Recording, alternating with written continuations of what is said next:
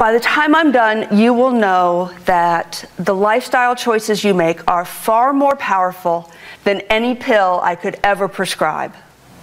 And that's me, that's your doctors, that's far more powerful. Your diet, your activity level determine how well you live and how well you die.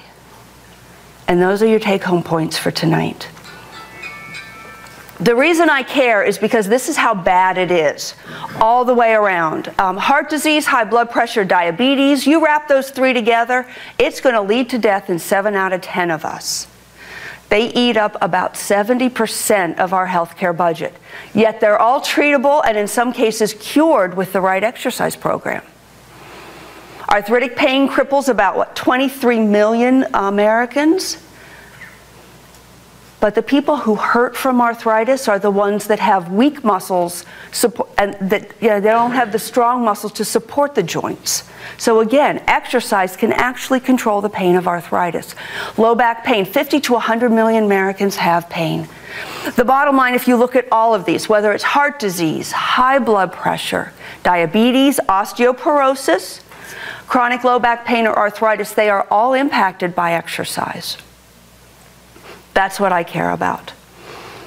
I see patients every day. Yes, I'm a pain doctor, and yes, my patients are in pain. But they also have high blood pressure and heart disease. They have all of these problems. And I tell them, you know what? For your pain, for your heart disease, you've got to get moving. And I did this for years and years. And I watched the faces, and everybody really wanted to listen, and they really did. They're like, I really want to do better. I really believe it. But they didn't know where to turn. And that's why I wrote the book. It's called Get Moving, Live Better, Live Longer. It came out last June. It basically goes step by step, chapter by chapter. It tells you how to fight the diseases that are plaguing you with exercise. It's an easy to follow, it's a step-by-step guide. There's illustrated exercises at the end of each chapter as far as the strength training. It tells you how to start. Most important, it tells you, I think most important for me as a doctor, is it tells you the precautions to take. If you have heart disease, do you don't exercise in the heat? When do you take your medicines in relation to when you exercise? All of those things are very important. Now, I know, like your doctor knows, and now you know, exercise is absolutely the best medicine, right? Your doctor knows it, but I'm going to tell you as a doctor, I don't have time, and most doctors don't have the exercise expertise to get you started, right? You could go to a trainer. You go, okay, I'm ready. I listened to Dr. Ruth. I'm ready to rock and roll. Well, trainers are really good at the mechanics of exercise. They're good at putting a pin in a machine and getting you to work hard. But they don't have the medical background to help you exercise safely, and they don't know how to use exercise to fight disease. So the book is the link. This is the link. This is the link between your doctor telling you, you know, yes, you've got to exercise, and you're going, yeah, I'm ready. I'm going to rock and roll, and your ability to go do it. This is the link. For my pain patients, as an aside, I don't want my pain patients using a trainer. I honestly believe that everybody over the age of 50, not a good idea. My pain patients, every single one of them, I send them to a physical therapist. You want trained eyes on you if you're hurting. If you have bad back or knees or hips, you must have those eyes. And Medicare pays for it. You get the best of the best, and Medicare helps. So this is why you should care, because this is how powerful a tool exercise is. And you probably know a lot of this. I'm not going to belabor much of it. 2 points. Exercise will prevent heart disease and high blood pressure in over half the population. Yet I told you just a few minutes ago it's the #1. That and heart disease, I mean, there are leading causes of death, right? You can prevent it. Even more important for us right here tonight is that if you're on high blood pressure medicine, 75% of you can come off with the correct exercise program. Exercise, we're a land of immediate benefits, right? right? You want it now, you want a pill, you want it easy.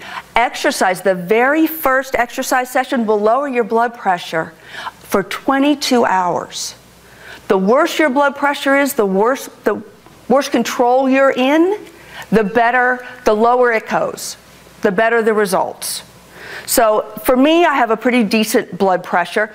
I get just a little lowering after my exercise session, but somebody who's really out of control, their blood pressure comes down to near normal levels, stays there for 22 hours. You get on the right exercise program, and you're starting to drop off your meds. Now add into that the stress reduction and the weight loss and all the other things that happen. You're going to be coming down off your meds and off before you know it. And type 2 diabetes is the same way. You have to use diet with exercise to get off your meds for diabetes. It's not just exercise, it's the two together. But again, it will lower your blood pressure. Exercise will lower your blood pressure after the very first session. So over and over, all of these things, exercise is a winner, and there's no side effects. We'll get you down off your meds, save a little bit of money, buy a new Prada bag, and life is really wonderful. What I know is that we have got to get moving. And I'm going to go back over this and over this. I didn't say in my book, get exercising, did I? I really said get moving.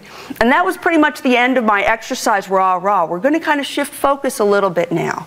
Okay, you can relax. You don't have to go run a mile tomorrow. You need to get moving. Age doesn't cripple us. There's nothing inherent about growing old that makes you old and crippled and weak and frail.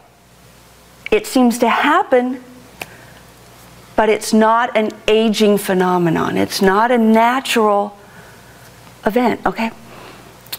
But what does happen with age, and this is where your thinking cap that you put on at the very beginning, well, how do you move through the day, starts to come in. It seems as we age, we get less and less active. We find the easier ways to do things. And the easier ways all of a sudden use less energy. You start to put on a little more weight. You start to get a little weaker, and it becomes kind of a vicious spiral. Less is less.